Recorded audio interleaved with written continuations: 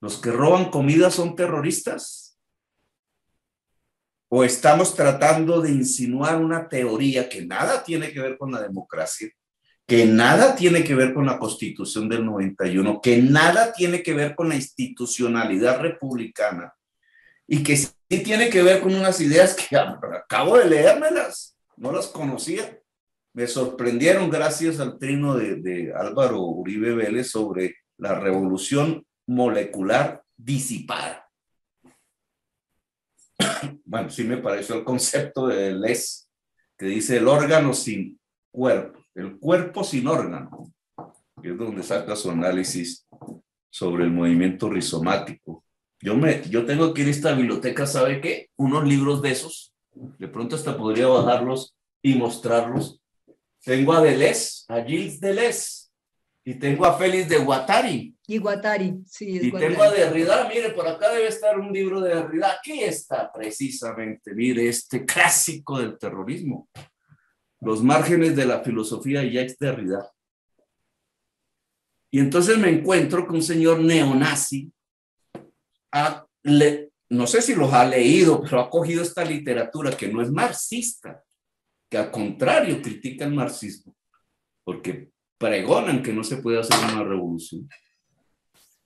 Y han cogido estas filosofías y han dicho que entonces de aquí se construye una conspiración comunista, neomarxista, para hacer una revolución molecular disipada. Y me puse a leer, porque a mí me gusta leer. Bueno, entonces, ¿quién es el teórico ese? El chileno, no haya Tapias.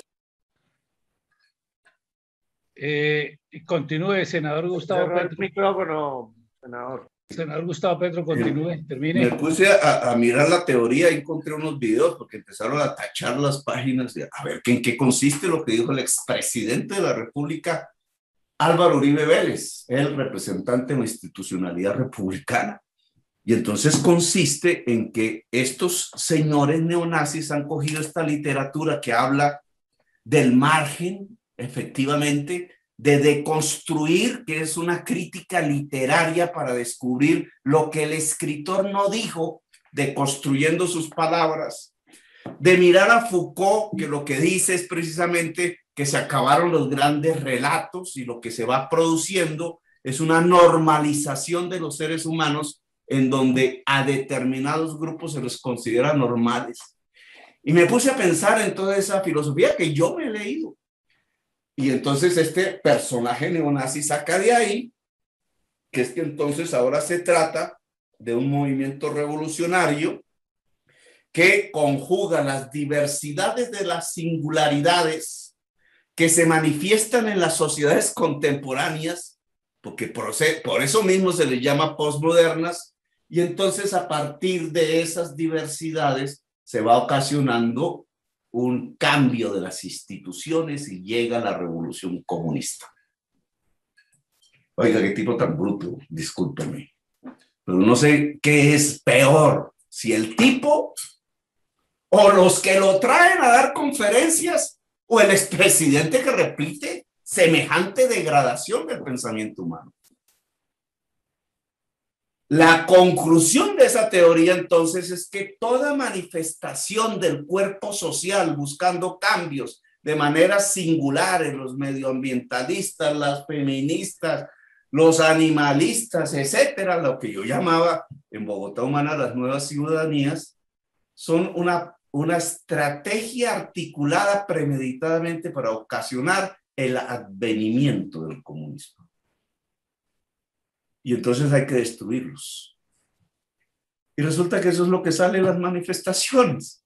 Claro, en las chilenas, toda esa diversidad social es la que sale. Y entonces, como es... Ya termino. Senador Entonces, Petro, permítame. Entonces es un objetivo militar. Un objetivo militar. Las manifestaciones las volvieron objetivo militar. Entonces esa teoría no tiene que ver, discúlpenme, con la democracia. No tiene que ver con el liberalismo, ni con la Constitución del 91, ni con la idea de república. esa teoría tiene que ver con el neonazismo. Y ojalá ustedes, señores del Centro Democrático, léanlo. No les digo que me crean, lean a Derrida, el filósofo del perdón social. Lean a Guattari si quieren, lean a Deleuze, lean a este señor chileno, su segundo apellido es Tapias, me olvidó ahora el nombre. Léanlo y miren si ese tipo de doctrina que enseña ese señor y que hoy acoge el señor Álvaro Uribe Vélez, le podría responder, uno, por qué están disparando a las gentes que se manifiestan, y dos, si no deberíamos hacer una crítica de eso y más bien frenar y poner el país sobre otro rumbo, que es a lo que los invito y las invito. El diálogo social. No es que el señor Duque hable con Petro. Yo le pedí hace como el 9 de marzo una carta, pues yo quería hablar era de las vacunas, del COVID. No, es que el señor Duque hable con el movimiento social que está en las calles. Así se apacigua los ánimos. Así podemos entrar de nuevo a una tranquilidad social. Hasta donde eso es lo que les propongo. Que Duque, el presidente, hable con el Comité de Paz. No con Petro, no con los grupos políticos, no con amigos, no, con el movimiento social. ¿Y se hable de qué? Pues del proyecto de salud, del proyecto tributario. Si llegan los acuerdos hasta donde sea posible. Y entonces ni Duque va a quedar en peligro. Está institucionalmente, Duque está en peligro. Póngame a cargar el cable negro que tiene ahí, papá. Hay fuerzas a la derecha de él que lo quieren derribar, que lo quieren cambiar, que lo quieren sacar, porque ya temen los cambios políticos que vienen. Y tampoco se puede dejar radicalizar una sociedad, porque al final los conflictos sociales se tramitan precisamente, queridos compañeros y compañeras, a través de las instituciones republicanas. Pero para eso no hay que matar. Para eso hay que hablar. Gracias, señor presidente. Me ha pedido. Senador Gustavo Petro tiene el uso de la palabra y se alistaría al senador Juan Carlos García. Gracias, presidente. A ver, escuché de las anteriores intervenciones del Centro Democrático frases interesantes. Defender la institucionalidad republicana. Las fuerzas militares son parte de esa institucionalidad republicana. Las fuerzas militares son de todos y de todas, son de la nación, son propiedad del público. Por eso se llama fuerza pública. Esos son conceptos básicos que están en nuestra Constitución Nacional. Pero a mí sí me gustaría que me dijesen, bueno, en esa institucionalidad republicana existe alguna figura que permita que las Fuerzas Armadas, que no la policía, intervengan en un movimiento social. Eso es lo que dice la Constitución. Esa es la institucionalidad republicana. No vamos aquí a juzgar cómo intervienen, sino que intervengan. ¿Por qué? Eso no está en la Constitución. Las Fuerzas Armadas, el Ejército de Tierra y todas las ramas de las Fuerzas Armadas no están para intervenir en el conflicto social. Por una razón básica. Las Fuerzas Armadas son armadas y el movimiento social es desarmado. De entrada, presidente que proponga eso está condenando a una masacre. Y discúlpenme que se lo diga.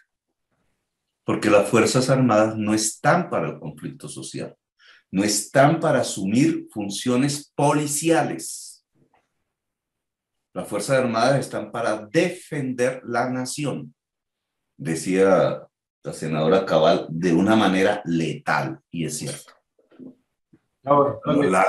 La letalidad de las Fuerzas Armadas, que se equipan para ello, se entrenan para ello, su armamento es para ello, se utiliza es en función del conflicto social interno, ustedes están desviando la letalidad que es necesaria para defender una nación en caso de ser atacada hacia el ataque a la población civil indefensa. Y eso es un primer criterio que no puedo entender que esté en la institucionalidad republicana. Ningún país con tradición republicana y democrática permite eso. Y aquí sí, ahí están los titulares, el mismo presidente Duque hablando de la asistencia militar. Eso va contra la Constitución, eso no es democrático y eso no es republicano. Segundo tema, en relación a la fuerza policial, que sí tiene como función y se supone ha sido entrenada precisamente para dirimir conflictos no solamente sociales, sino incluso barriales, locales, familiares. Es la seguridad ciudadana. Pregunta, ¿está permitido usar armas de fuego en unas manifestaciones sociales? ¿Eso lo dice la institucionalidad republicana? ¿Hay alguna norma que lo permita en la ley? ¿Está escrito en la Constitución de Colombia que la policía puede usar armas de fuego en grandes movilizaciones ciudadanas?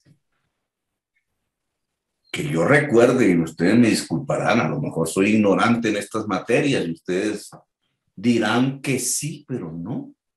No se pueden usar armas de fuego en las manifestaciones.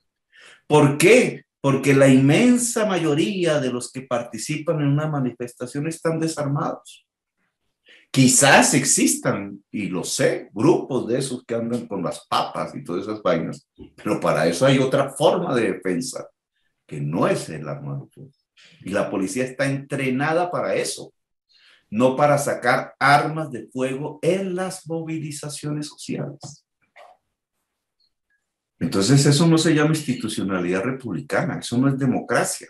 Estamos ante un fenómeno grave de ruptura del orden constitucional, que puede ser más grave esta noche y mañana, incluso que puede acorralar al mismo presidente Duque, porque a Duque ahora hay que defenderlo de quienes se quieren aprovechar de esta violencia para impedir las elecciones. Entonces, yo iría a otro tema que se arroja de esta discusión, porque claro, cuando suben la voz y entonces empiezan como los ladridos, en vez de las palabras se van transformando en duras expresiones, porque entonces así se ven los hombres fuertes y el proyecto político fuerte y no sé qué. Entonces dices que ahí hay terroristas. ¿Por qué no analizamos eso? Entonces, cuando se señala una manifestación de terrorismo, que es un derecho fundamental, la movilización, está escrito en la Constitución, yo lo leo, nada puede impedirlo, ni siquiera el estado de conmoción interior. Es un derecho fundamental, está escrito ahí, el derecho a reunirse y expresarse. Entonces a eso lo llamamos terrorismo. ¿Sí? Eso es el terrorismo. Aún vayamos a los casos porque la sociedad colombiana ha presentado en su historia procesos de degradación social. Y entonces hay hambre.